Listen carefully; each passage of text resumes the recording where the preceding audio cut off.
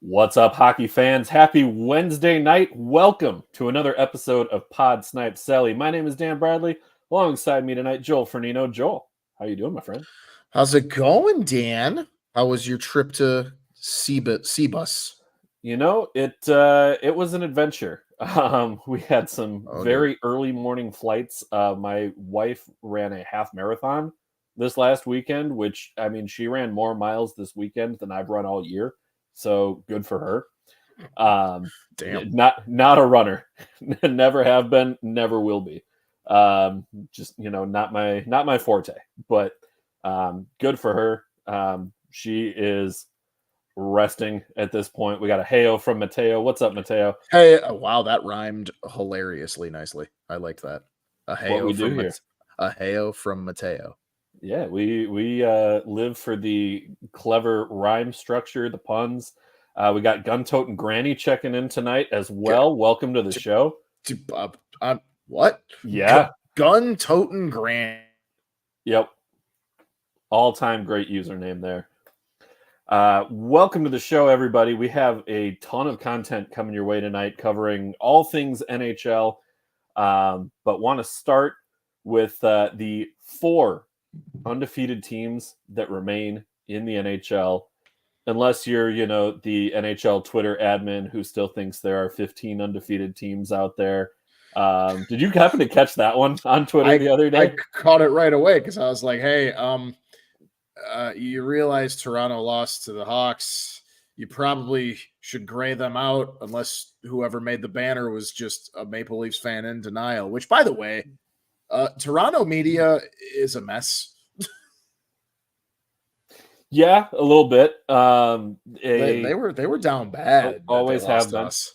They were very down bad that they lost to us. I want to give one more shout out here from Gun-Toting Granny coming from the Soda Pod. Yeah, Soda Pod. Woo! If you are not following the Soda Pod, go check those guys out. They have so much hockey coverage, whether it's their normal show, the Soda Pod, whether it's Judd's Buds, which covers a ton of Minnesota Wild prospects and all sorts of other stuff from around the NHL and international hockey as well, or MNCAA if you want the Minnesota angle to your college hockey following. Joel, in particular, following your boy Oliver Moore. Go check those guys out. But give a ton of love to the Soda Pod. We have had Isha on the show here before, working to try and get him on again at some point. So stay connected there. Mateo saying as well, his prediction was correct. He did not remember getting back to the hotel Saturday. Our newly married Mateo. Oh, yes, congratulations, newly married my guy. Mateo. So you don't remember getting back to the hotel. That means you did it right. And your wife would totally agree with that statement, wouldn't she? Yeah, we want to see the pictures. We want the stories. So let us know, Mateo. Mateo, here's the thing. Here's what we need to know. Did you puke? I guess we'll find out. We'll wait for the reply in the chat on that one. Joel, 4 undefeated teams, actually 4 undefeated teams remaining. The Vegas Golden Knights, the Colorado Avalanche, the Boston Bruins, and the New York Islanders. And you look at these clubs, Vegas, so much for the cup hangover.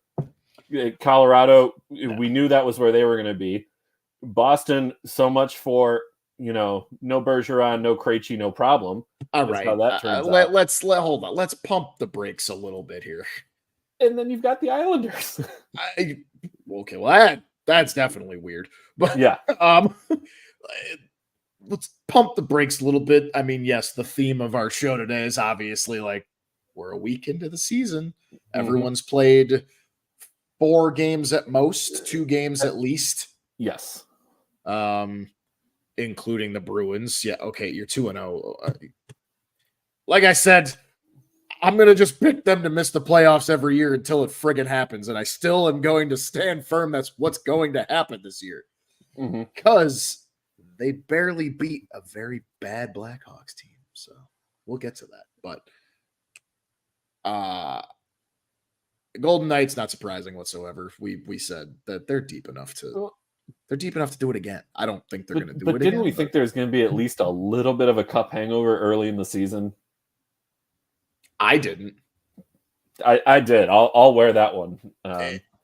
Look, maybe we're just trained to think that way because the last one we saw was Colorado, and they came out they came out more hungover than Mateo probably was Sunday morning. Good point. And Mateo's saying as well, she didn't complain, did not puke, and had a great night with his friends, Makers and Crown. It's a good way to do it. Those are good friends. Were they standing up in the wedding or? Colorado, not too surprising per se, but looking at the schedule, they had their first 3 games all on the road, so they still haven't even had their home opener yet. Mm-hmm. Islanders got both of theirs at home. Vegas has played 1 on the road and 3 at home, and Boston has played both of theirs at home. So honestly, Colorado, just for the road element alone, impressive start for that one. Yep. For Colorado. And even though the opponents, I mean, Los Angeles beating LA in LA 5-2 with the expectations that the Kings have for this season, that was a big one. That was shootout confusing. Win over San Jose. But then they responded with a 4-1 win at Seattle last night. Seattle off to a rough start as well in Colorado. Compounding that one. That one's very rough. I mean, I know some people were kind of saying that last year was a flash in the pan. That was not me. I thought the Kraken were going to come out strong. That's not the case. Again, look, the theme of this is going to be a disclaimer. We're 2 to 4 games into the season. We get it. This is the theme and probably title of this show is way too early reactions. But yeah, you could very easily call it that. One that really I think is surprising with the Kraken is a total of 3 goals through their first 4 games. That is just some brutally bad luck. I think, especially looking at some of the advanced stats with this team. This year alone, even strength. They have an expected goals for of 8.7 and an actual goal total of 3. So minus 5.7 through 4 games. Those shots are going to start falling. Yeah, I mean, I'm not too worried about the Kraken. You're right. I agree that they'll start falling. Now, which of these 4 will be the most or the final unbeaten team?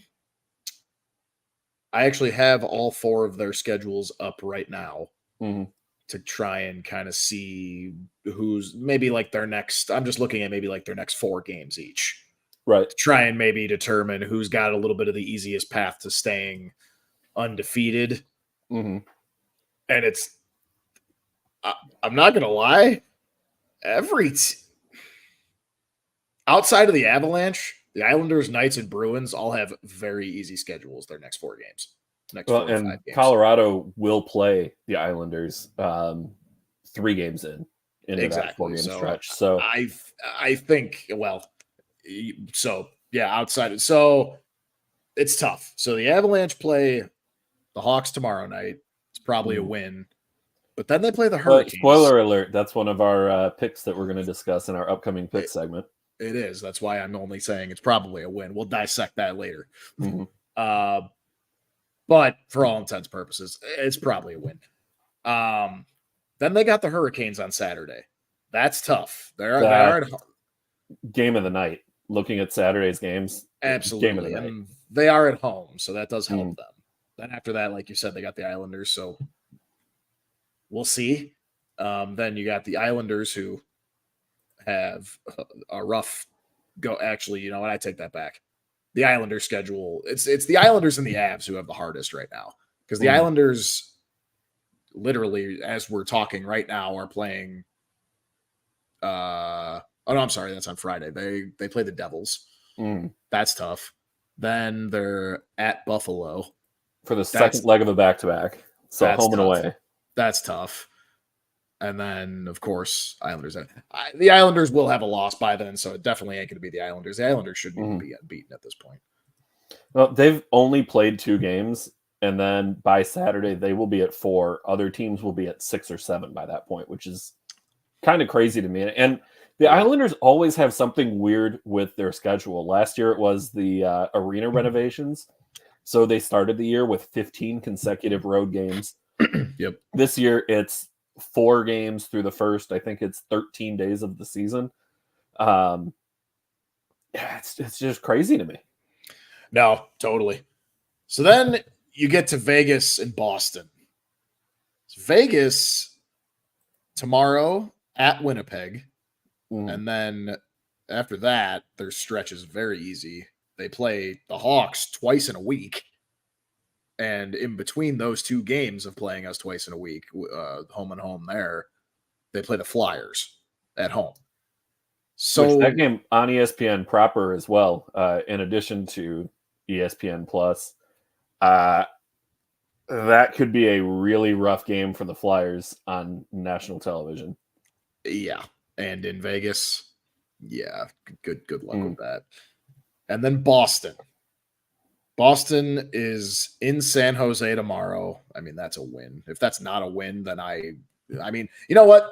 If that's not a win, things have happened. I'll chalk it up to hockey is stupid. Yeah.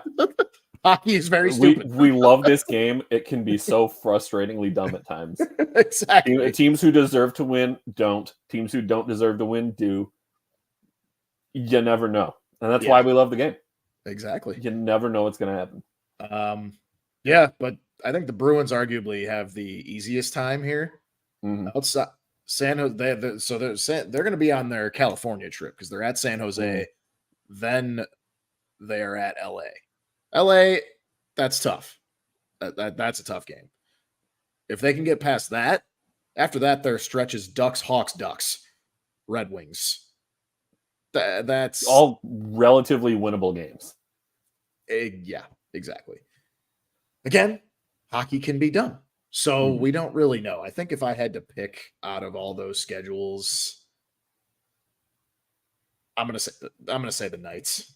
I think the Knights can easily get to like what is that? What is the math here? Because they're 2-0, right? Or are they 3-0 now? I gotta look. Vegas is 4-0 right now. They're 4-0. They've played 4 games. There we go. If you give them Winnipeg, Chicago, Philadelphia, Chicago, that's 8-0 to start the season. I can see them going 8-0. I think I'm gonna go Boston, but only to be different from your Vegas pick. I mean, it's for me, it's those two. Colorado, yes, should beat Chicago tomorrow night. Home against Carolina will be tough. At New York, at Pittsburgh, at Buffalo. Eventually, they get a head-to-head with Vegas on November 4th. Still a slim chance that both teams could be undefeated heading into that one, but probably not, just the way the NHL is. Yeah. But yeah, I think I'm gonna go Boston if you're taking Vegas, and if you're taking Boston, I would go Vegas. So those would be my picks, but just to be different either way. Yeah, I'm thinking Vegas, and honestly, to no surprise, really. We've put off the talk about the Chicago Bedards long enough. His season is underway, and if you didn't know that Connor Bedard is playing, I mean, what have you even been watching for the last week and a half? I mean, the guy constantly has cameras on him. He's got media in his face 24/7. Even not according to Toronto media. According to Toronto media, he's hidden. Yeah, pay attention, Toronto. Like, who knows? For the record, not sure what they're watching, but it's not. They came out with that statement, and it actually was funny because he stayed back for like whatever it was, like 10, 20 something minutes to do media. If you didn't catch him, that's your own damn fault. Yeah, because he has been everywhere.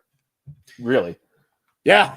Dude, early thoughts is right now we are not as bad as anyone thought.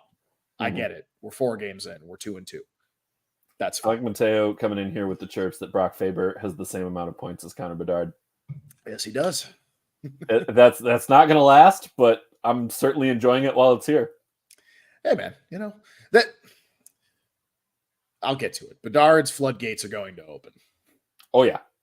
he was on a point per game pace until last game. And hey, not for lack of trying, because here's the thing. I'm going to make everyone money right now for the entire season. If you're a betting person, take the over on Connor Bedard shots. Yep. You are going to win more often than you're going to lose. I almost have to backpedal on my take from earlier in the season where if Bedard leads the team in shots, it's not going to be good for Chicago. Thinking that he should be setting up, whether it's Taylor Hall, who unfortunately now injured, but... No, he's back. Oh, he is? Okay, good. He is officially going to play tomorrow night. Good. Glad to hear that. Yeah. Dumping off to Ryan Donato is the guy who will either put up 6 shots a game or 0 and have 3 of them that either went off the post or just completely missed the net. I love Donato. I want him to do well. Mateo with a spicy take here. Want to make money. Logan Cooley to have more points than Bedard this year. Whatever. Messing with you.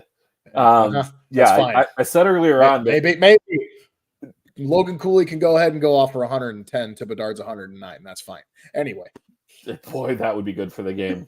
that would honestly be so. I wouldn't be mad. I wouldn't be mad at all. And HP coming in with the football talk. Want to make money? Bet Iowa unders. That's free money every week. That is free money every week. That's true. They're the worst good football team you've ever seen. It is very odd that they are 6-1. They are 6-1. They rank dead last among every Division I college football team in offense, and they're 6-1.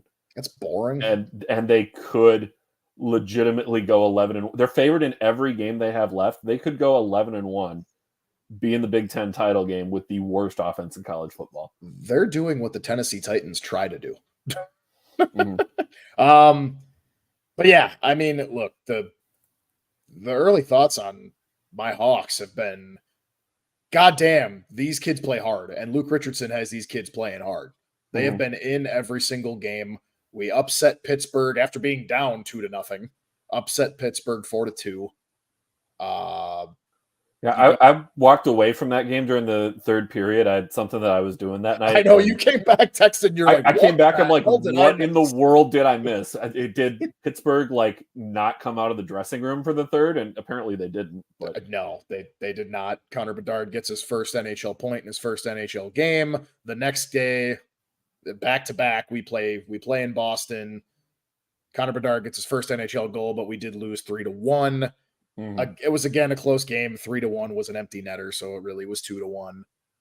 After that, we come out and have I am going to say a piss poor. I didn't get to watch all of the Montreal game.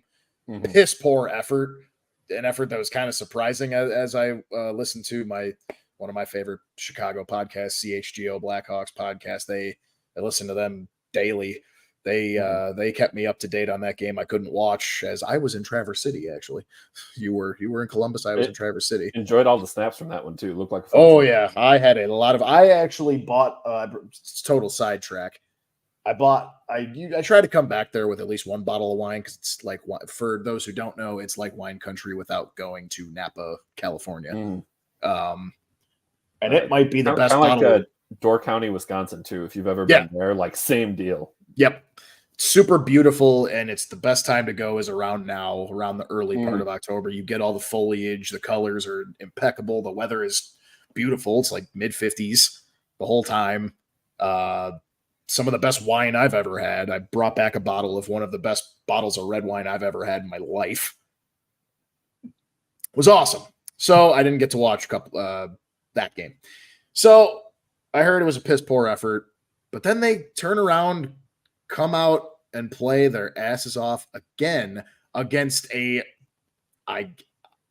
against the perennial regular season Stanley Cup favorite Toronto Maple Leafs, and pound the doors off of them. 4-1. 4-1.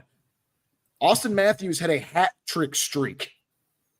He went off for a hat trick in his first game and his second game, and then didn't even register a point.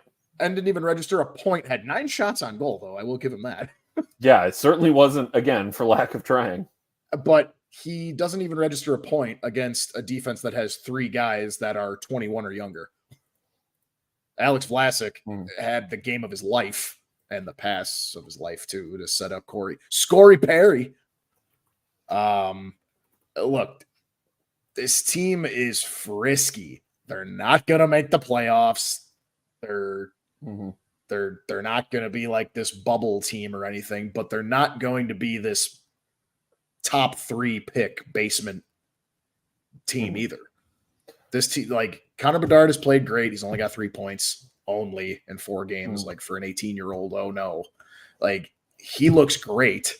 Like I said, hammer the over in his shots. Kevin Korchinski, in my opinion, has looked pretty damn good, all things considered. And I think you would hurt him more than help him by sending him back to Seattle. I don't think he's going to learn anything playing against 17-year-olds anymore. Would he go back to Seattle or would he go to Rockford? He can't go to Rockford, remember? That's the issue. They can petition on that because I know Seattle did that with I think they already tried to petition Shane, right? on it. That's why it's such a big issue here. Okay, that makes more sense. Yeah, then that's why it's such a big topic. Yeah. So like Kevin Korchinski, that was such a topic all off season and really heated up after he made the starting roster. Everyone was like, outside of the Bedard talk, what's going to happen with Korchinski? Is it going to be the word I had heard was it was going to be a 9 to 10, your typical 9 to 10 game kind of trial period. We're 4 games in. He's looked pretty good. Yeah, he makes mistakes, but he's a rookie. He still looks poised, and quite frankly, the mistakes he makes aren't anything like detrimental. It's what a rookie defenseman type of mistake should be. Like that's the type of mistakes you can make, and that's fine. He's not going to learn anything going back to Seattle and playing against 17-year-olds. Right. At that point, it's less about learning even and more about just developing confidence where if he's making mistakes, but you can see the growth that he is learning from these mistakes, he's developing as a player, he's getting better in practice, he's getting better in game situations, and you can see the confidence, and you can read it in the body language on the bench. I tell our boys with hockey, every team that I've worked with, I've told like your body language will determine how we carry through this game. If you're Hawks in 4. But it was a rap. HP, get out of here. If you carry that, it's the bit. I love it.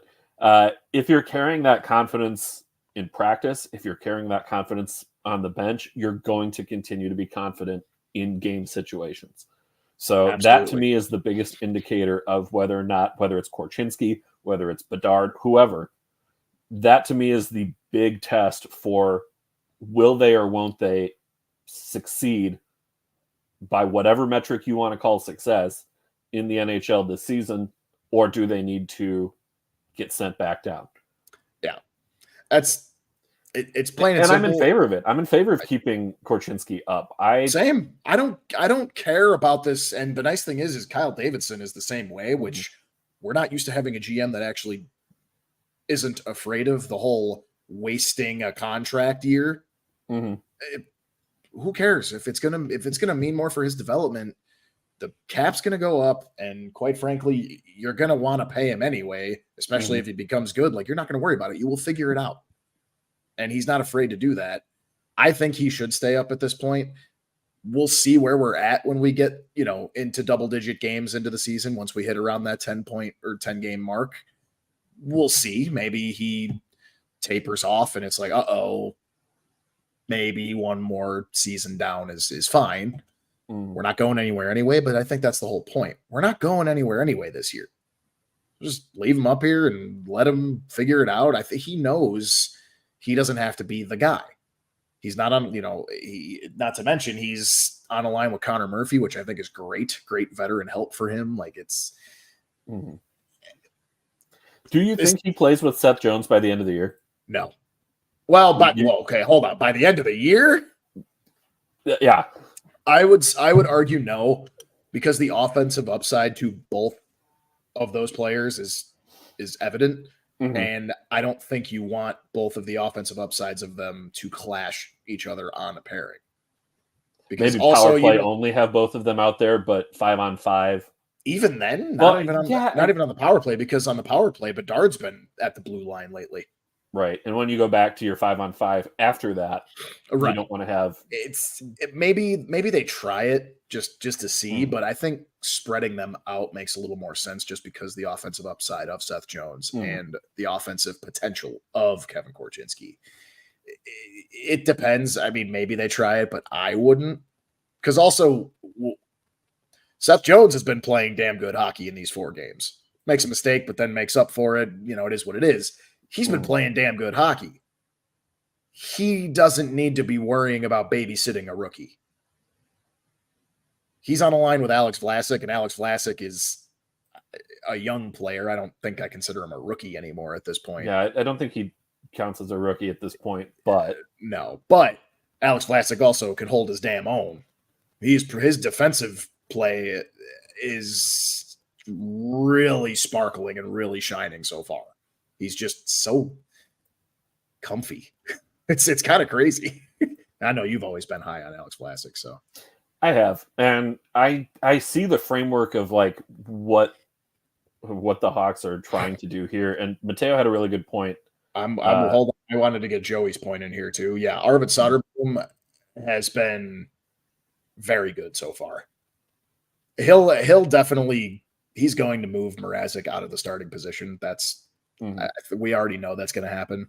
But Mrazek is in a contract year, so we're probably going to get some good Mrazek hockey out of him too. And then Mateo's point right here. No, that wasn't the one I was going for. This one actually was a while ago. But this is here's the point I was going to bring up. Chicago is what Montreal should be at this point. Yeah, because you see that with the early draft capital over the last couple of years, how Chicago has really built from the net out. They have invested in taking a goaltender every year. They have invested draft capital and some early draft capital at that in their defensive group, and building the right team from the blue line out is so important for success at the NHL level. Look at Colorado as kind of the ultimate example of that. Now you can argue, like, did they kind of luck their way into Makar and Bowen Byram? Maybe. Luck, it is a lottery draft. Good scouting. But again, you go get those guys, you draft and develop your players. Yep. You absolutely fleece the Islanders, trading 2 second-round picks to get Devon Taves. Yeah. Like, that's the... But they understood that was what they needed to do, was build your defense group first, get even average goaltending behind a good defense, and you're doing all right. The Hawks, you can kind of see this is what their defense group is. And Mateo reiterating, Wild should know, played Montreal last night. It was ugly. That's the thing. That's why we were so pissed off here that we lost to them. Not that we lost per se, but just the effort against the team that is not very good. Yeah, neither are we. But the effort has always been there pretty much night in and night out. And we're finally coming out so far. We're coming out of the gate saying, like, you're not going to kill us 6-1 every night or anything like that. We're going to fight. We're going to stay in the game. Yeah, we'll probably ultimately lose because our penalty kill is if not for Soderblom being nuts in net right now, penalty kill would have given up so many goals already.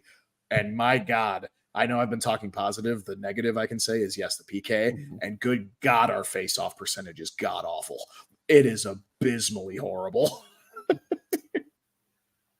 So, just for the sake of perspective here,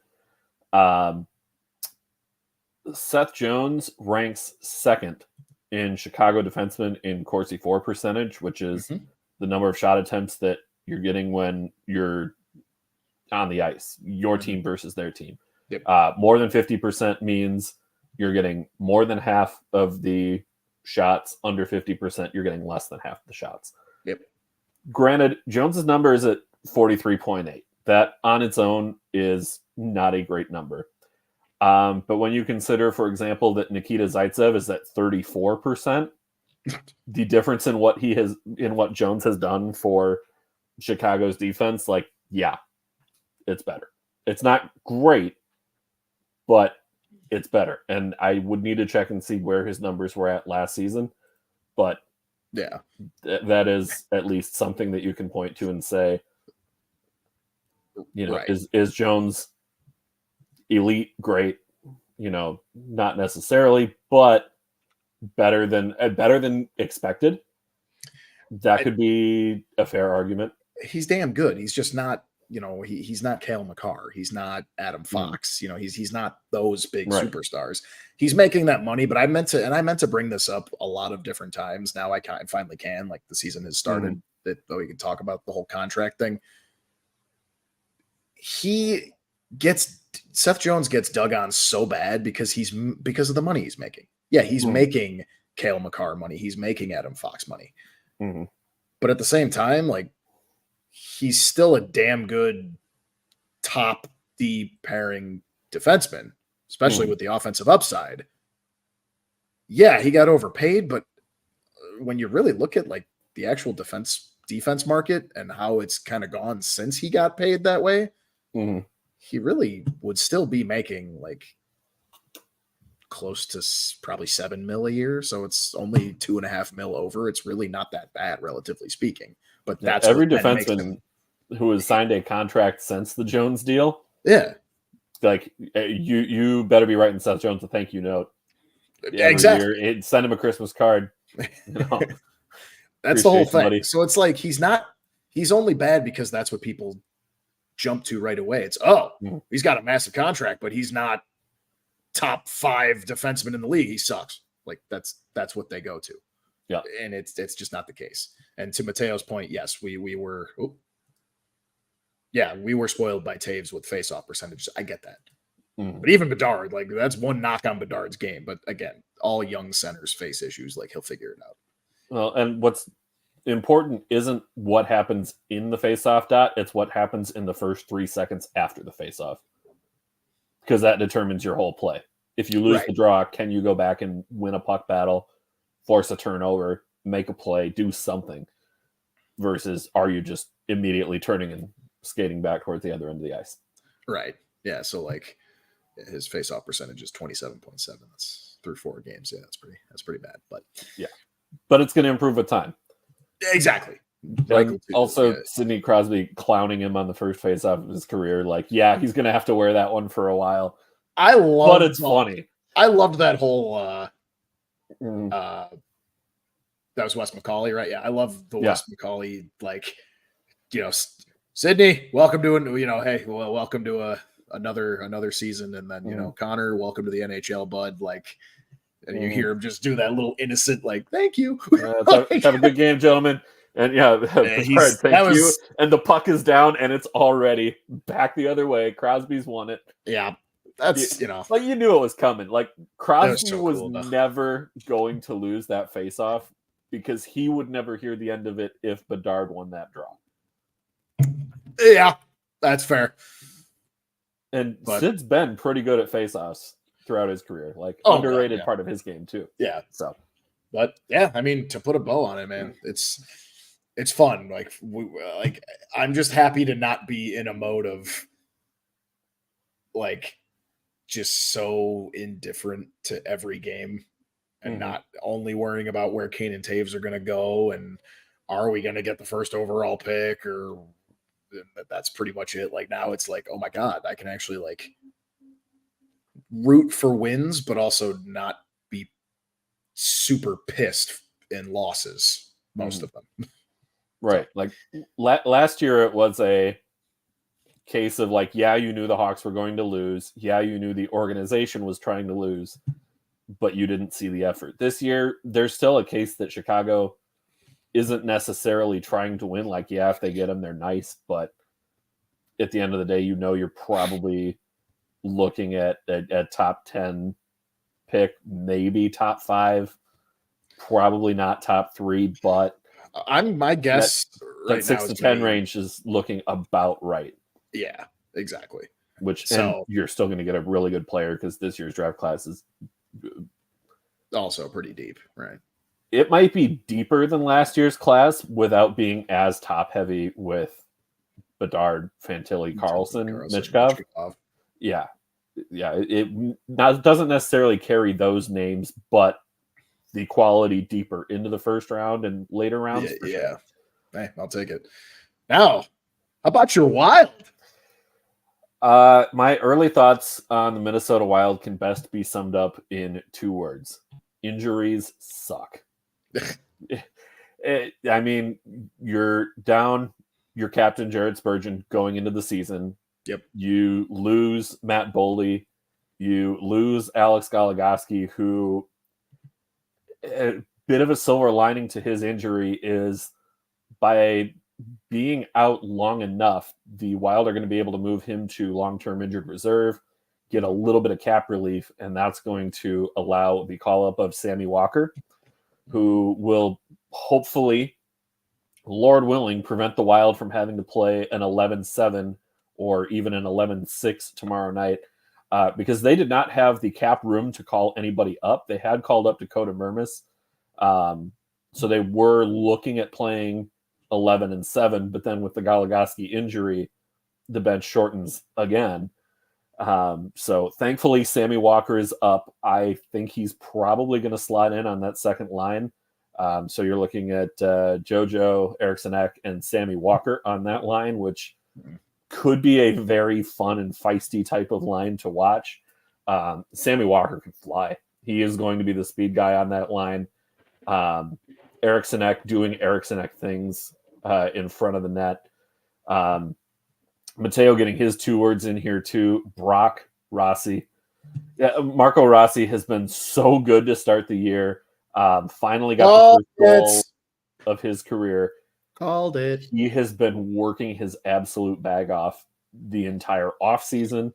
Russo said he put on 15 pounds over the summer, hitting the weight room. You can see it in his lower body too. You can see it in his skating stride. He cleaned that up as well. And just a workaholic. Brock Faber as well has been almost a mini Brodin in terms of his defensive play, but continues to carry some offensive upside to his game as well. Really, really impressed with Brock Faber had the first goal of the season for the Wild this year.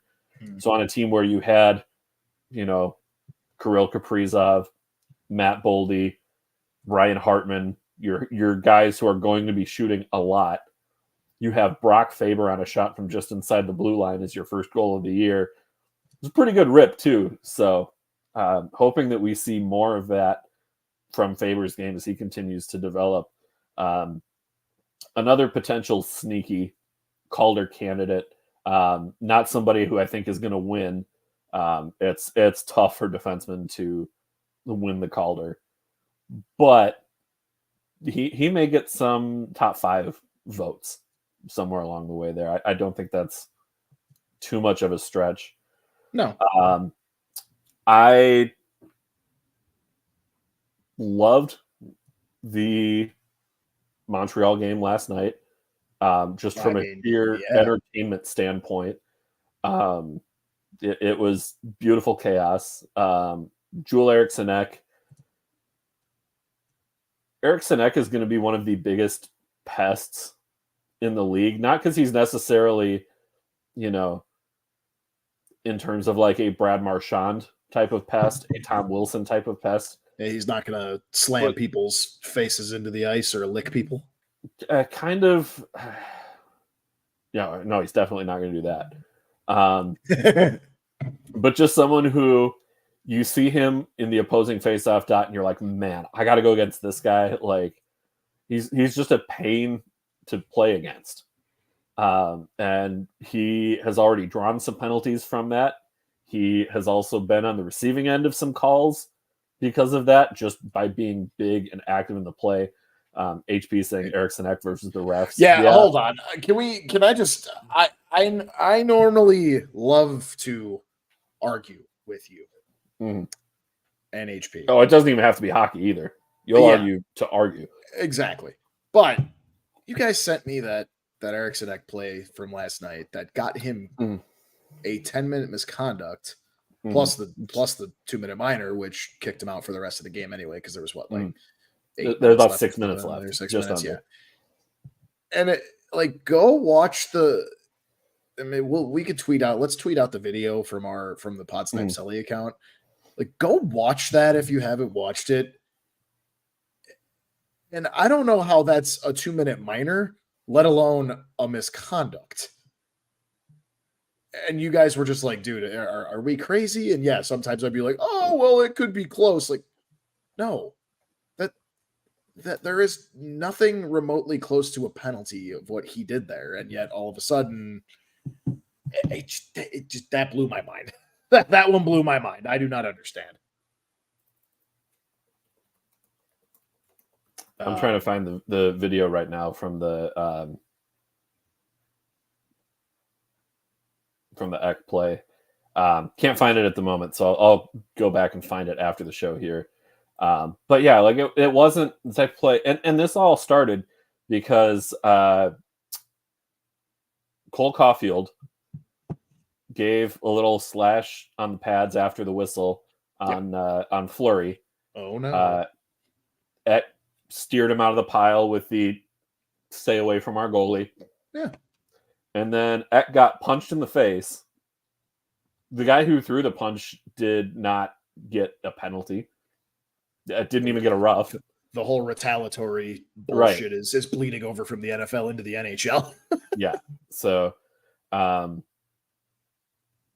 it was just a dumb play that call shouldn't have gone that way. But that made zero sense. But you got the win, 5-2. Yep, got the big win, and it was 5-1 for a long time, and Montreal kind of got a late garbage time power play goal with an empty net, so it was 6-on-4. Yeah. To me, that's effectively it's a 5-1 win. Yeah, 5-1, 5-2, and not a big difference either way. Minnesota outplayed Montreal for pretty much the entire game. They had moments against Toronto where they looked good, but that game is 7-4, man. That game was in the trunk. Yeah, so they were down, they battled back, and then the wheels kind of fell off again.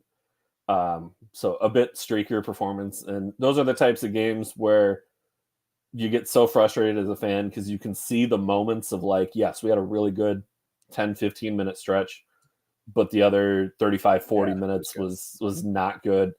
Mateo, we loved it. I think HP posted it and tagged you. I'm not sure. He might have. It was a good one. He's got a good point. Faber's shot being so elite in the sense that he creates rebounds. What is, Yeah. And when he's on the ice with Eriksson Ek in front of the net, you know that's getting tapped in. You're getting another attempt on it. Where was I at with with the Toronto game? That was just such a head scratcher for me, because those are the types of games that you're going to look at later in the year and be like, man, we played well against a good Toronto team and had those moments. To only end up with a shot differential of 1 over the course of that game, tilting to Toronto. Who was in net that night? It was Gus Bus. So he did let in all 7, not his finest performance, but also a couple of those. It's what do you want him to have done differently? Obviously stop the puck, but how? The way that, Austin Matthews is going to beat you with good shots. Tavares alone in space is going to make plays happen. Nylander alone in front of the net, good night. It's going to be a goal. And yeah, Mateo saying the goals were a mess defensively. Yeah, I don't fault Gustafsson as much for that one. It was really some poor team efforts, but again, I think as the Wild get healthy, especially once Jared Spurgeon is back in the lineup, that's going to be a game changer. I hope that Sammy Walker will help keep the puck at the other end of the ice so that they're spending less time in their own defensive zone. Same with when Matt Boldy is back in the lineup.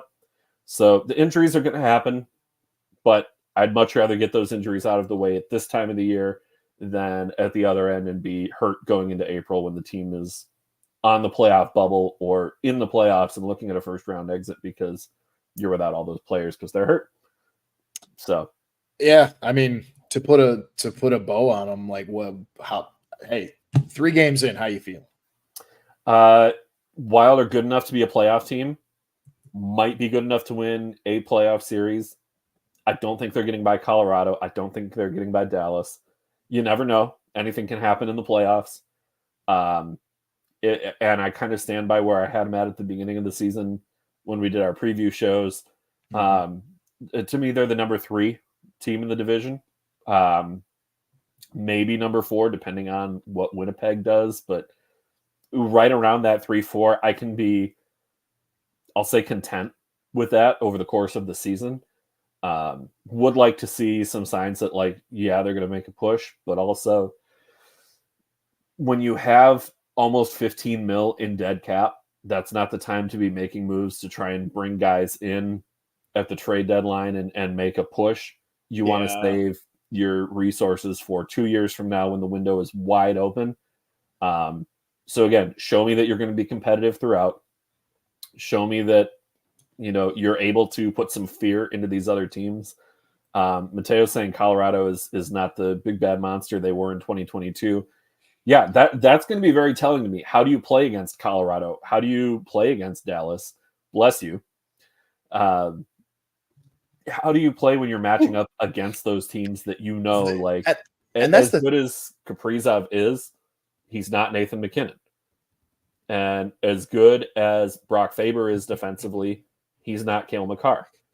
But what do you do with all of the ancillary pieces as a team to go toe-to-toe and battle that kind of star power? I would argue you have the better goaltending matchup, but I think so. It's close, but I think so. I think it leans in your favor. The only difference is their defense. The defense leans in their favor. But, I mean, look, I'm kind of with you. Like, from what I've been seeing and how you guys have been texting and what I've followed, like, the guys you need to be producing are producing as expected. And if they keep doing that, Kaprizov, Zuccarello, Eriksson Ek, Duhaime, Boldy, I know he's hurt, but he'll be back soon. By the way, I don't know if I got to show this one off yet. Shout out to the Sinbin and Diego for the autographed rookie Duhaime with the jersey inside. So got that in the little puck display here.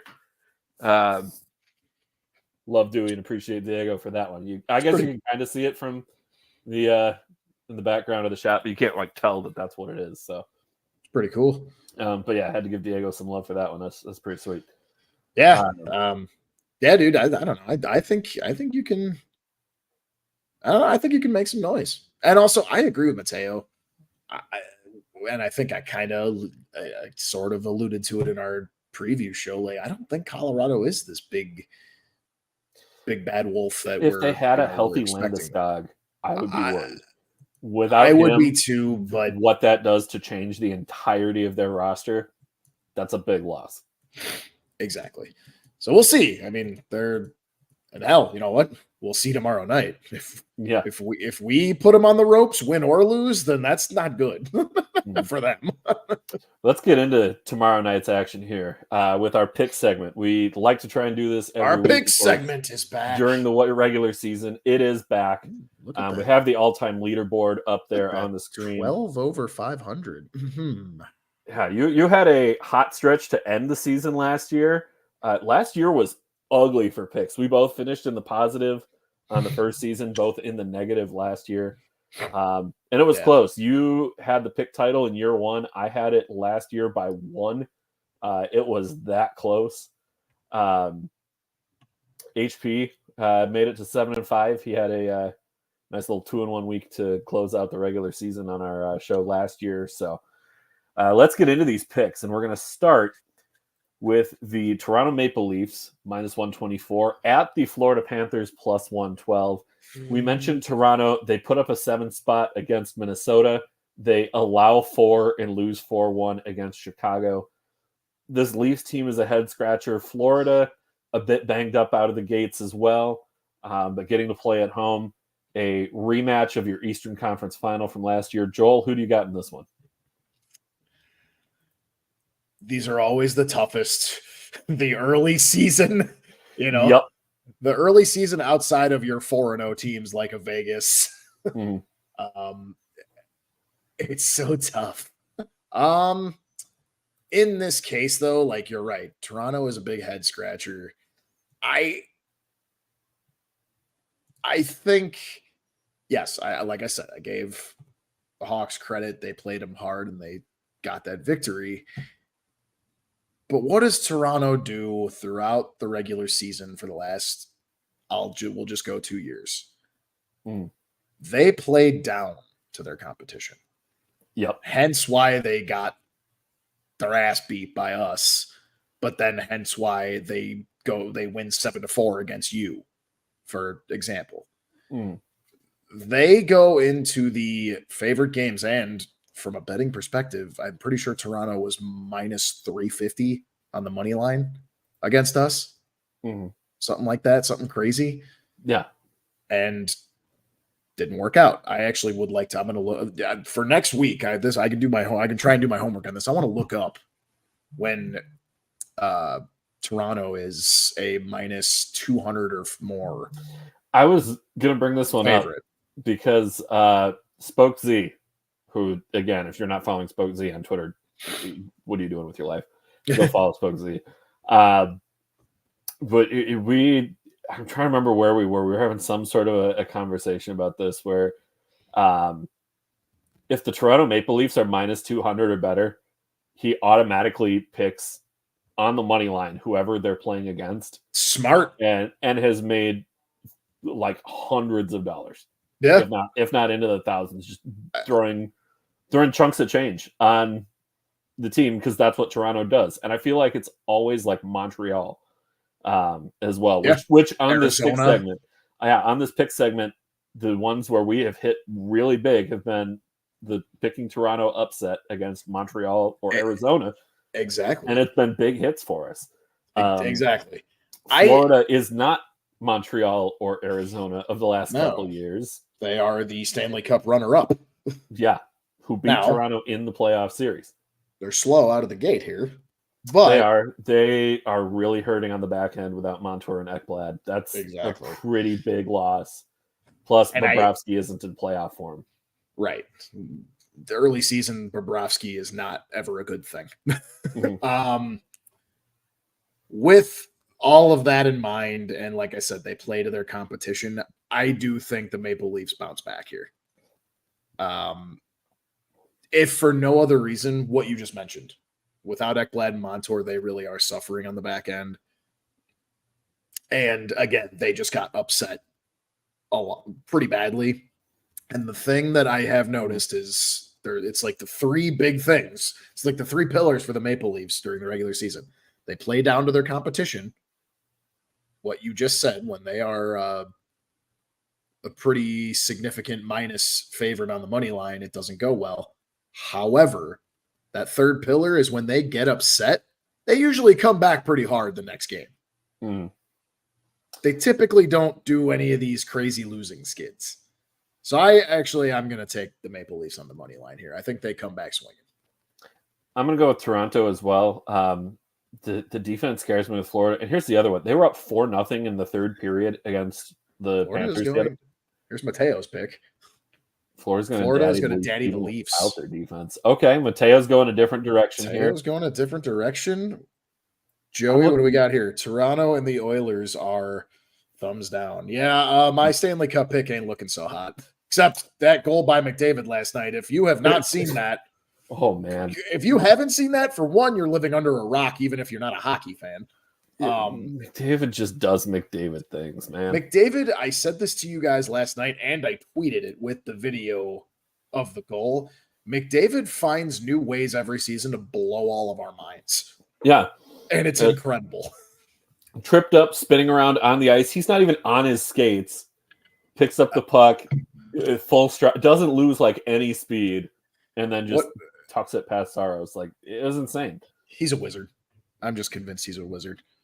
HP shouting out his pick. He's picking Toronto. No way Florida's lack of defense can stop Matthews. That's kind of where I'm leaning. It's HP chalk. We'll put this one on the board for you too. Either way. What? He ain't on the show. That doesn't count. Okay, fine. We'll leave it. He's got to officially be on the episode. I'm messing with you. That's a good rule though, because otherwise we get. I mean, the only time we've ever done like the phone in your picks is like if you've been gone for something and we've had a guest in for you. We've phoned in your picks that way. That's about it. But you're one of the hosts. No. I like this challenge. We'll count this for you, HP.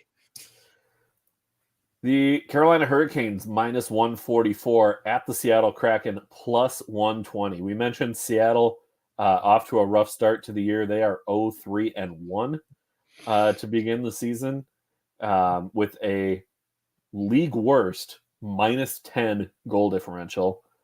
Also a league low 3 goals, tied with the Washington Capitals, who they've played 2 more games than the Capitals have. Very, very ugly start to the season in Seattle.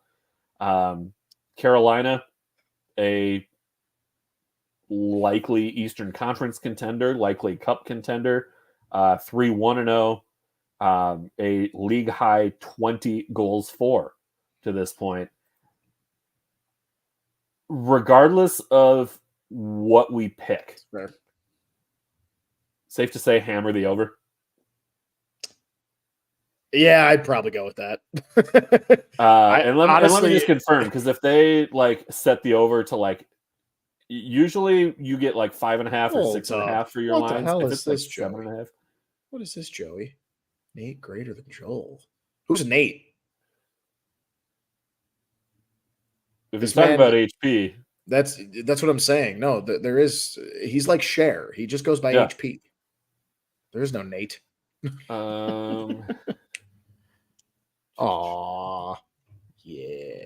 Is it? Yeah. So, wow. Okay. So the over is plus money. Over 6.5 is plus 116 for. Oh, that's a lot. 6.5 is kind of a lot, actually. I don't know. It is, but so is basically every other game tomorrow night. Like 6.5 is kind of the standard line. It's either 5.5 or 6.5. Yeah. I actually think I'd hammer that everything on FanDuel tomorrow night is over or under at 6.5, and the odds a little bit different for each. Over 6.5 plus 116, a 4-3 hockey game gets you 7. Hammer. I hammer that over. I like that line. I do like that line. I like the over tomorrow night. This one's pretty easy for me. Carolina. Hell, I'll give you the extra. I would go the trifecta here. I would hammer the over in this game. I will take the Hurricanes on the money line, and I'll take them on the puck line. By the way, puck line on that one is plus 162. Really? So I don't know if you could parlay all 3 of those. You can't do that, but yeah. You can't do puck line and money line. You can do puck line and over. You can do puck line and total. You can apply it as the same game parlay. What? Canes puck line, Canes money line, over on goals. Can you? I just lined it up on FanDuel, and it looks like it would let me do it. Maybe they let you do that in the NHL, but not in the NFL, because I've tried to do NFL. Yeah, that could be different, but NHL, yeah, they let you do it. I mean, I'll do it. I'm game. That actually sounds total odds on that is plus 403. So it's not bad, and FanDuel's been pretty good about giving out those NHL boosts. So they have. I actually was writing about that for work today. I got to do some hockey writing for work. I tried a 5-team parlay yesterday on that boost. It did not work out very well because the Canucks sucked against the Flyers. Of all the games I picked, that was not the one I thought was going to lose. Could we take a 2-second break here to talk about how feisty the Flyers have been to start the year? They always are. Their fans throw batteries at people. 2-1-0. They have a winning record 3 games into the season. And, it's not like they're playing fluff teams. Like I thought Blue Jackets are a playoff bubble team. Canucks might be, but they shut out the Canucks. Like it wasn't even, and peppered them with shots too. Outshot them 42-26. Like they're not. I am kind of surprised, but in a good way with the Flyers. Yeah, only 3 games in, but still, I'm with you. Small sample size, but I mean, they are ahead of the Devils right now, even though they played an extra game. But it's just kind of crazy to look at the current moment, right? I wouldn't have thought that they would start the year 2-1-0. To be fair, though, all the teams we said were going to be bad versus all the teams we said were going to be good, and all the teams we said were going to be mid.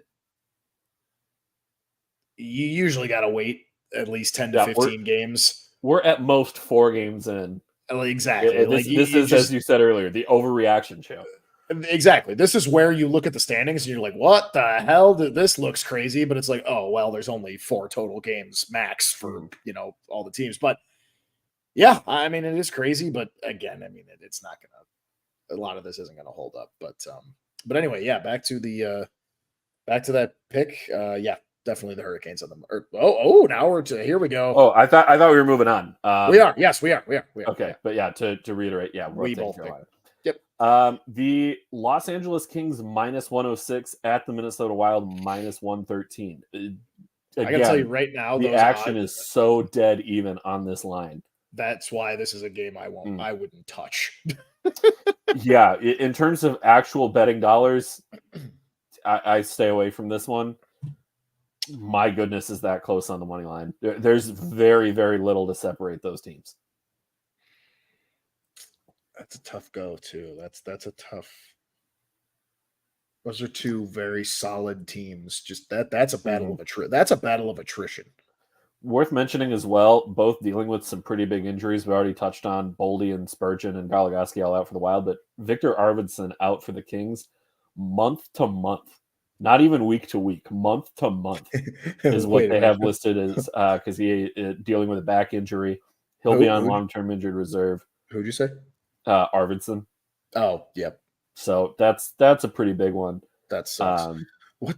Wait a minute. I love this. Can we talk about how uneducated the NHL Twitter? Yeah, we got that one off the top of the show. Yeah, we talked about that earlier, Joey. Yeah, exactly. Undefeated. Right after the Hawks beat Toronto. Yeah, that's funny. Brutal. And they did it at 1 PM too. Like those teams had already lost for a solid 13, 14 hours. Mateo's going to be at the game tomorrow night. So yeah, you guys better win. Sweet. I certainly hope that the Wild win that game. Wild historically pretty good at home. Oh, this is a good point. Are we gonna get Gus versus Talbot tomorrow night? There is a very good chance that we get the Gus Talbot face-off that we did not get to see last season because Talbot was hurt when the Wild went up to play Ottawa, and now he's with the Kings. Yeah. So this is we traded you, and now your opposing starting goaltender is the guy that we brought in to replace you. Mm-hmm. Every storyline that you can think of for this one. Yeah. It's all there. I think I'm going to go LA only because I'm really worried about, for one, are they going to end up in a position where they've got, are they going to play 11-7? Are they going to play 12-6? If it's 11-7, hammer the Kings. If it's 12-6, got a fantasy shot out here. Game-winning goal by Kempe and OT to help prison Mike's hosers. Heard it here first. Joey, bet it. Bet last goal of the game because you can do that. Yeah, that last goal, Adrian Kempe. Yeah, that's a fun one. It is. I think I got it once. It's killing me here. The Kings were my pick to win the West and do some damage this year. But I can't not pick the Wild, especially at home. I've got to go Wild here. But man, is that going to be close. We've gone shock the first 2 picks, right? Mm-hmm. So I think to be different, I'm going to take the Kings. At home, I know it's a little weird, but and quite frankly, I'm not really sure. I actually kind of agree with Joey. I think this goes to overtime. I'm not going to bet that, but I think this is this game could definitely go to overtime. I don't think it goes to a shootout, but I think this is an OT game. But I'm sorry, but I think the Kings take it tomorrow. Mm-hmm. Yeah, we got a couple of comments as well saying that with calling up Sammy Walker, that they'll go 12-6. I hope that's the case, but I also wouldn't be surprised if Dino is just 11-7 anyway.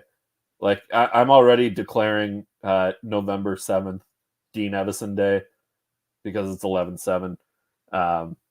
Already willing to throw that one out there. Yes, the shorthanded goals from the Deweys. You love to see it. Yeah, and then I was about Guntote and Granny said what I was about to mention. Big brawl between the Wings and the Penguins, and don't look now. The Wings are beating the Penguins at the end of the second 4-1. Oh wow! Penguins are kind of.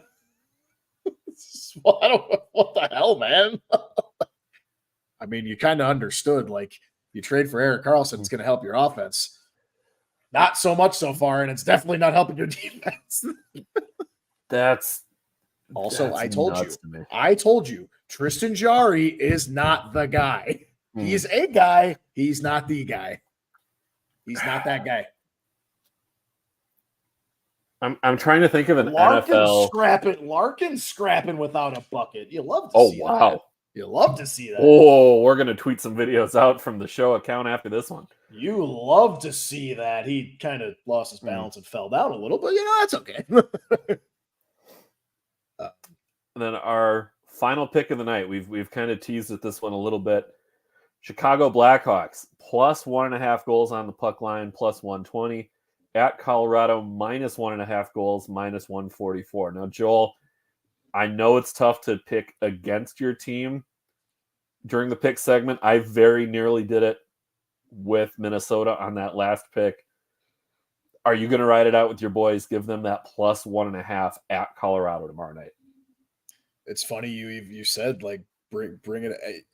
Okay. First of all, absolutely, Mateo, hammer the over because from the Avalanche side alone, they could probably put up 5 at least. And what's the overs? Is it 6.5 or is it 5? It's also 6.5. The over is minus 102. The under is minus 120. I would hammer the over. That was the theme of last year too. Not much of that's going to change just with Bedard and with some young. Actually, it could help out with some young defensemen. Oh, you thought you liked Hawks hammer the over. Bedard, Hattie. Whoa! Oh, Mateo. Oh, stop it. Oh, I'm gonna have to go towel. You're talking dirty to him. We're gonna. I gotta go. I need to take a cold. I need to take a cold shower after reading that. Good thing you're sitting down. I know. I got my window open. That breeze is keeping. Woo! Dude. Well, I can only hope. What do we got? What is this? Joel and Kyle Davidson slowly making me. Dude, Kyle from Chicago is the best. Side note before we even go into it, Kyle Davidson is what most of the NHL general managership should be now. Get the young people in there. He's only 36, I think. 30. He's 30. I think he's 36. He's 35. 35. According to Wikipedia. Damn. 6 years older than me, and God, you're a general manager of the Blackhawks.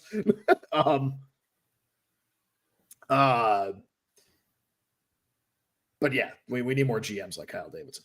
One with balls and one that's like a generally nice dude without an ego.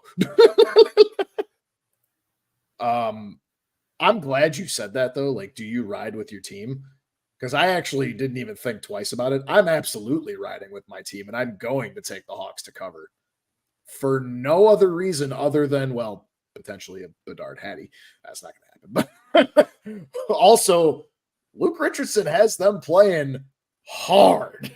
They are in every single game. They've covered every single game except for the Bruins, but that was just by an empty net sake. So it's not like they didn't cover 5-on-4 or not. They didn't cover normal. They covered it normally, and then the empty netter kind of screwed it up. Right. So bad beat there if you did take them to cover against the Bruins.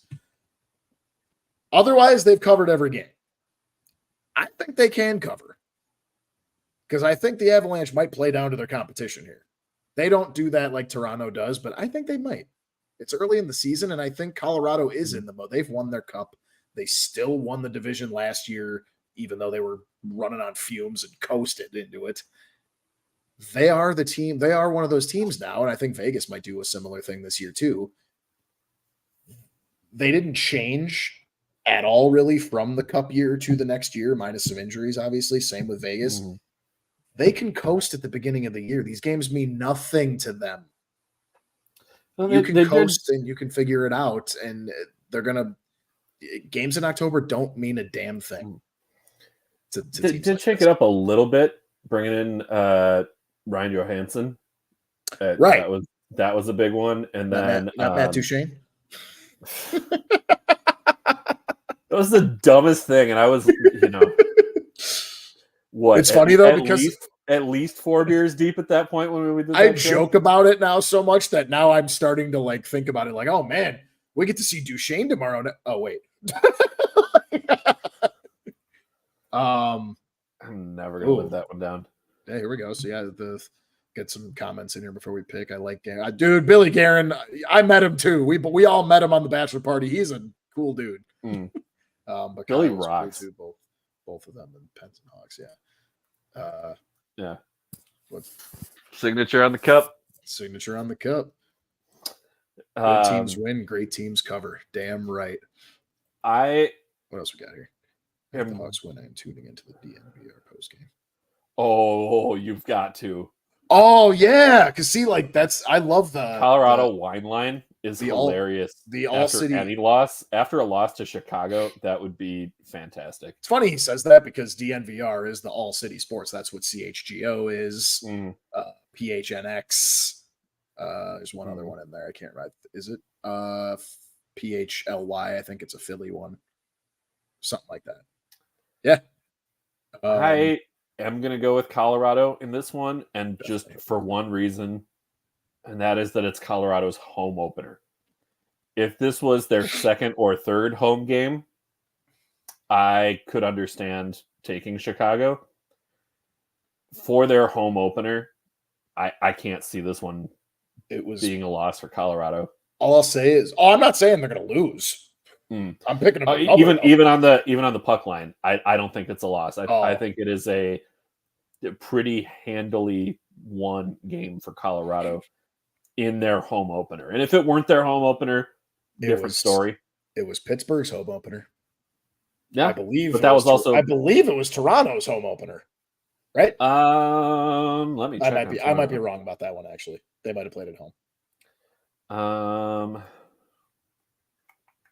No, I think I'm wrong. I had it here. I don't. No, it was that was actually Toronto's third home game. Toronto has yet to play a road game this year. The Florida one tomorrow night will be their first road game. But Bedard early goal to take the crowd out of it. And I actually wanted to get HP's thing here to match the media and the league when Bedard gets his first Hattie. I'm excited. If he does it against Colorado, I mean, that's my dream scenario in my brain right now is him just doing this crazy between the legs deke move like the couple he did in the preseason, but doing it around Makar and then scoring. Colorado is one of the funniest teams he could have done it against. Without a doubt, for me, the funniest would have been Toronto. That would have been the funniest. Yeah. But Colorado's up there. Yeah. And looking at the games coming up to like Chicago's schedule, at Colorado, against Vegas, against Boston, at Vegas. It's a rough go. At Arizona to close. It's a rough go. It's a rough start. Yeah, we have not. The only bad team we've played that's even close to our like kind of skill level was Montreal, and that was a loss. And it's a gauntlet for us, and not to mention the first 5 games all on the road. That's the biggest thing too. Like you mentioned it to me last night. It was a tweet about Bedards' shot total, I believe. Yes. It was. So the what is it? I'll find it here. I think explain what the point was, and I'll get the exact stats on it. Yeah, the point basically was like for one, here's the deal. To bring up that media point that HP brought up, Mm-hmm. The NHL is doing a damn good job. I don't care who's getting sick of it. Of course, you're going to get sick of it when it's not your team. I get that. I'm not yelling at people for getting sick of that. Mm-hmm. The season opener for him against Pittsburgh and then the game after on TNT against Boston were both the highest viewership of a sports game that TNT Regular and ESPN regular season that TNT and ESPN both have ever seen. That's the Bedard effect. Mm-hmm. It's working. We have been. Go ahead. We have been clamoring for the NHL to figure their shit out on marketing their players. If this is what they're gonna do, please keep doing it. Do it for McDavid, which they do continue to do. Keep doing it for Bedard. Now, I would say, let the kid live a little bit. Like he's handling all of the media attention very well. But even like, I think it was Taylor Hall in an interview was saying like, look, I know it doesn't get to him because he does handle it well, but like, I'm sure it weighs on him. Like, you got to let the kid live a little bit, like give him a little space. But I do understand from a marketing perspective why it's happening, but we do got to give him a little bit of space too. So that's that. Now go ahead. Well, and for Taylor Hall as well, who first overall pick in he would know. Like he would know. You're got to give the kid a little room to breathe here. Yeah. But here's the stat: Connor Bedard and Austin Matthews currently tied for the NHL lead with 28 individual scoring chances each. Nobody else is above 17. Now you look at Austin Matthews, who has 6 goals so far this season. You look at Connor Bedard, who has 1. The shots are going to start falling. Right. And that's the same way that we talked about with Seattle earlier as well, where their expected goals versus actual, there's a pretty big difference early on. They're going to start falling. For Bedard as well, that's going to be the case. Totally agree. We just got to let the kid breathe. Yep. So, I'm going to go Colorado to put a bow on it here. Yeah. That's fair, and that's the thing. I'm just excited that we're finally going to play a home game. Get the kid in front. We said that tonight too. By the way, put a bow on it. Put a bow. I know. I love it. That's the hat trick of bows. There we go. The bow trick. But yeah, I'm just excited to get him at home, like get him in front of the United Center crowd, and I think that's what's going to open the floodgates. He's going to go out there and be like, "Oh, I'm not getting booed everywhere I go. Let's go." Joel, we just brought back the pick segment. It's time to bring back another favorite segment. 2 minutes for roughing. Woo!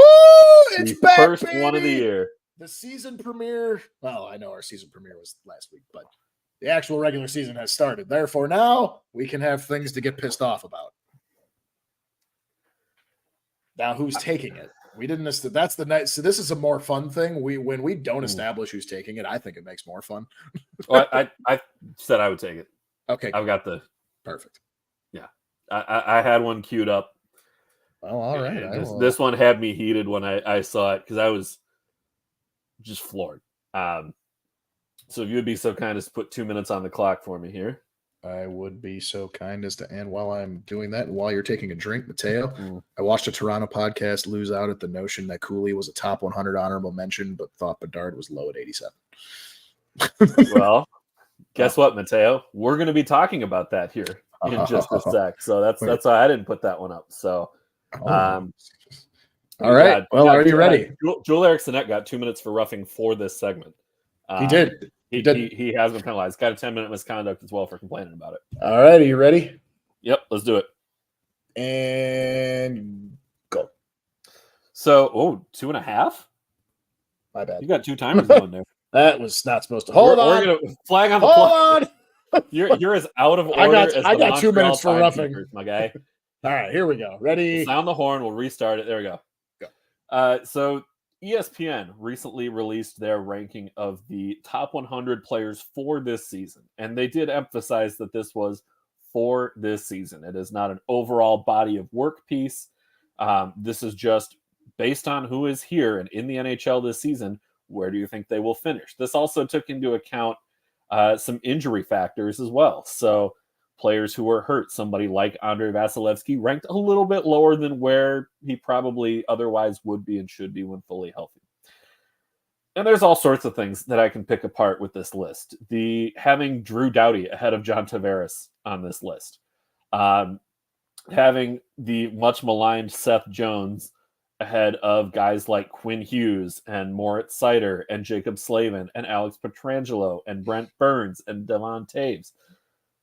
But I'm not going to go that route because there was one glaring omission that is so wrong that even as a person who is not necessarily a fan of this team was disgusting. And that was that Evgeny Malkin was not only left out of the top 100, but was not even included in the honorable mentions for this piece. And talking about Evgeny Malkin, a 3-time Cup champ, a 2-time Art Ross winner, a 7-time All-Star, 300-point seasons, 15 times in 18 seasons, including last year, he has exceeded a point per game pace. How are you genuinely going to sit here right now and say that not only are there 100 players better than Evgeny Malkin, but there are 10 more in your honorable mentions that you still think are better than Evgeny Malkin? I know the ESPN doesn't care about hockey. Like, that's a lazy take, but I am so sick of ESPN going out of their way to prove that to be the correct take. Malkin should absolutely be in this top 100 list. It's a joke that he's not.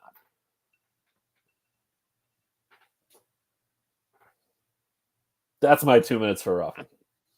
That's a good one to start on. To start the season on. I got fired up on that one. I mean, I don't disagree with you. That's kind of weird to me that you're going to make even a today, like 2 days players, age and injuries, whether. Like, do you have that list? Where is it? Yeah, I have it up here. It's just on. Is it just on ESPN? Yeah, it's just on ESPN. Do you have a player in particular you wanting to look for? Well, it's just top NHL players, top 100. Yep. Here, I'll drop it in the chat for you, and you can. I think I got it. Player predictions for 23-24 or whatever. Mm-hmm. Yeah, player predictions. Player predictions. Yeah. Okay. Mm-hmm. So, oh my God, I read the I read the order wrong, and I was like, Thomas Hurdle's number one. What? No, Hurdle is number 100. Yeah, it's a countdown list. Right, got it. And to absolutely no one's surprise, Connor Bedard is number one. No, I'm joking. Connor McDavid is number one, of course. Yeah, Cale Makar number 2. Yeah, okay. Jack Hughes. Yeah. I would say let's tweet out this article for everyone to go read. Because there are some other just head scratchers in here with where guys are at. Seeing Erik Karlsson, who went to a much better situation just as a whole, being at number 41 on this list, and he wasn't ranked last year, so good that he's on the list this year. Mm-hmm.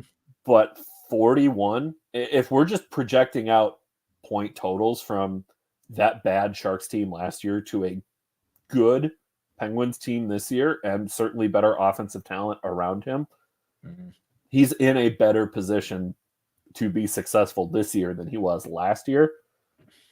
I have a hard time putting him at 41. I think he's got to be even higher than that, just opportunity-wise.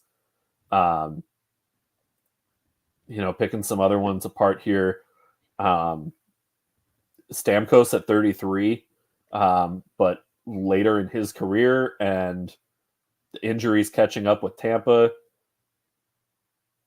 That's one that kind of is a head scratcher. I mentioned all the guys that Seth Jones is ranked ahead of. Dylan Larkin at 54 seems super low to me.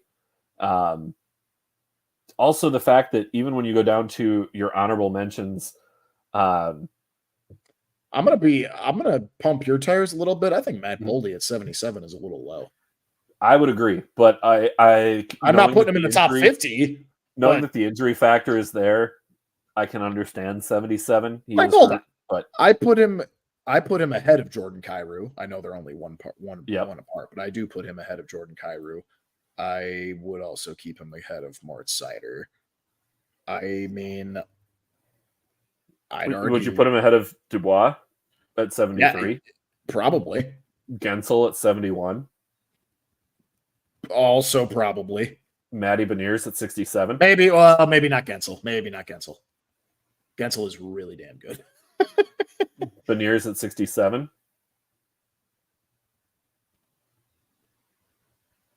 Werenski at 64, especially given Werenski's injury history. He's injured now. Yeah. And this article came out after he was injured. So yeah. So Besser at 82. Even I would sit here and say putting Bedard at 88 is a little, like, again, give the kid some time, please. Yes. Actually, no, I would put him ahead of Jacob Trouba, Robert Thomas. So that I guess they got that right, but like at the same time, putting Robert Thomas ahead of. Yeah, you're going to sit here and tell me Robert Thomas is a top 100 player, but Evgeny Malkin is not? Right. And you put him, I can do math. I swear I can do math. 5 ahead of John Carlson. Carlson's had some injuries too, though. You put him 10. Wait, 10? 9 ahead of Owen Power? Yeah. Like, there are some things about this list that just flat out do not make sense. Oh, wait, where's the honorable mentions at? You got to scroll all the way down to that. All one. The way down. It's past number 1. All right. So who are the honorable mentions before we kill this off here? Tuck, Zegras, Terry, Noah Dobson? Mm-hmm. Over. Yikes. Again, I like Noah Dobson. Good player. I like Adam Fantilli and Logan Cooley being honorable mentions. Again, same thing with Bedard. Like, let the kids prove it, though. Like, yeah, I still would agree with you. Like, keep them in the top 100 / honorable mentions. But how in God's name are you not going to put Evgeny Malkin on this list? Yeah, it doesn't make sense. That had me heated more than any other issue with that list. Not having Malkin on it was ridiculous. Like, replace him with this Kirill Kaprizov guy at 17. Just replace him with him. Yeah, okay, buddy. I haven't thrown any shots at you this episode. I had to change. Yeah, you have. Have I? You got me with the Duchesne earlier. That's not offensive. It's just funny. That's a good place to end the show for tonight. Thank you to everybody who tuned in. We had so many viewers and so many comments throughout the show. Really appreciate all of that. Be sure to like, subscribe, and follow at Pod Snipe Celly on Twitter, YouTube, and on Facebook. Please. Thank you to everybody for tuning in. Next show is going to be next week, October 25th on a Wednesday. We're still trying to figure out the Tuesday, Wednesday, where's going to be the best spot to fall. Yeah, this is a nice period where it worked out this week. We had to do it Wednesday for your travel schedule. Next week, we got to do it Wednesday because I'm actually going to be at the Hawks game on Tuesday. Who's that against, actually? That is against... I know it was a winnable Boston. Oh. Well, it's at home this time, so maybe... It is at home. It is also a nationally televised game. So we'll get the ESPN crew. Joel, you could be on ESPN. I actually could be because I think if you're on there. I think our seats are actually fairly close too. Well, if you wear your Bedard jersey, you're gonna have a camera. What's this if shit? I even had to ask. So you kidding me? That'll be my home opener for the Hawks because I can't actually go to the one on Saturday. So we're going to end it on that note. I hate that I can't go to the Hawks home opener this year. For one, to welcome in Bedard, and 2, they're playing my second team. Vegas, yeah. Would have been kind of cool. That's all right. As Guntote and Granny would say, good night. Good night, Joel. Good night, viewers. Thanks, everybody, for tuning in. He's Joel. I'm Dan. Enjoy the rest of your night, y'all. Bye!